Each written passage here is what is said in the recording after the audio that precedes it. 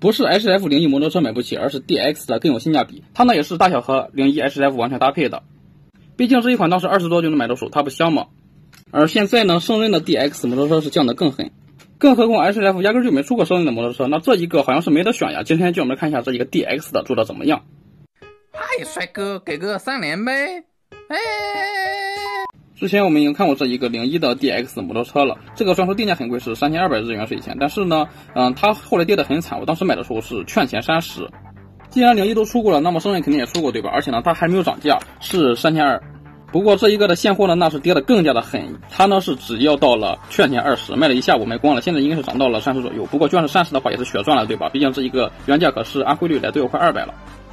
我们拿出来看一下，里面有2张说明书，这就是买代理版的好处，会给你中语、日语双语的说明书。内容物的话就是这么一小本书，虽然说呢它是扭蛋的价格，但是它真的是 DX。可以看到呢，它的大小是要比这一个咪要小了很多的，也就担心它可能变身完之后呢是小一些。毕竟我们买它的目的就是为了搭配 HF 胜任嘛，如果说它做的太小的话，那只能是搭配 RKF 了。毕竟它这本身的齿轮设计就是为了搭配 RKF 的，说明书上有写。然后我们把它变形成摩托车看一下，就按一下这个触点，打开这个书页之后呢，是这里掰开，这样的话就露出来底下这一个轮胎，然后这边掰过去，然后这里往上推，然后调一下车头，还有这一个车把手。大小方面虽然说和 DX01是一样的，但是呢01它这里是凸起来的座位，而这一个胜任是斜着向下的，所以说呢屁股要矮一些。然后它还有一个阉割的功能，就是说01的呢它是可以收纳打开这一个脚撑子的，而胜任的脚撑子并不能收纳起来，这是一个一体的零件。前后的轮胎都是可以转动的，然后分色的话是给了一定的金属色，就是车头这里还有这一块金色。机械细节倒是不少，但是这分色比起 DX01的话呢确实是少了很多，有些朴素了。我们之前下过结论是 DX01摩托车配 HF01是完全没问题的，主要是因为你看它这一个车屁股呢要比01的要短，所以说肉眼看上去效果是要体积比这一个01的小很多，加上这一个车座又矮一些。然后 HF 的话，这一个01还要比胜任再矮上一大圈，这样的话就会导致这一个胜任和这一个摩托车就没有01这么搭配了。实际试骑一下，其实感觉还好，至少胜任的脚是碰不到地的，也就是说是足够高的。只不过它这一个车屁股实在是太短了，所以说就显得是比胜任要小很多，不搭配。几乎可以说是没有什么合适的角度能够显得他们两个很搭配，没有什么角度限定一说。这背面的分色也是很难评价的，因为仅有的分色就是这么3个被分尸的贴纸，但是也完全不亏，毕竟它好歹是一本 DX 的胜任书嘛。我们来听一下音效怎么样。来，我们把它给变回书。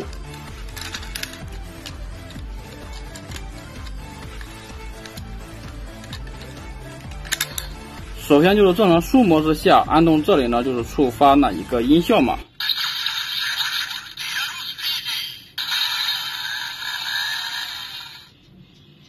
然后就是这就是和腰带联动的触点嘛，来打开看一下，就是按住这里就是书就会打开嘛。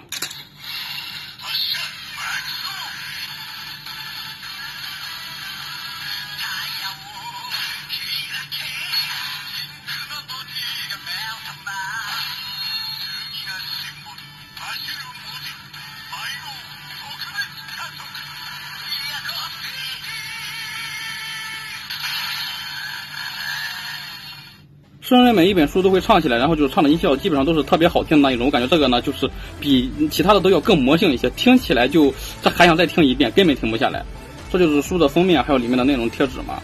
然后我们把它变成摩托车的话，看一下还有没有其他的音效。变成摩托车之后呢，那一个按钮就跑到这里来了。对，没错，特别离谱，声优配摩托车的轰鸣声音。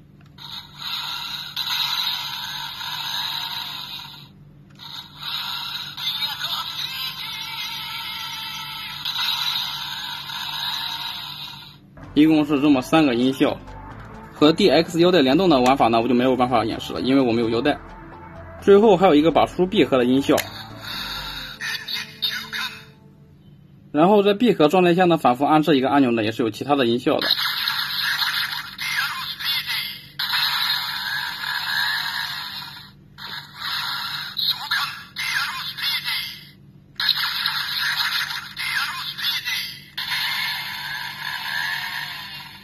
好的，以上就是这一个胜任摩托车书的情况了。综合大家所见，和 HF 搭配起来呢是有一些违和感的，而且还挺大。但是呢，它的音效又做的特别魔性，特别喜欢。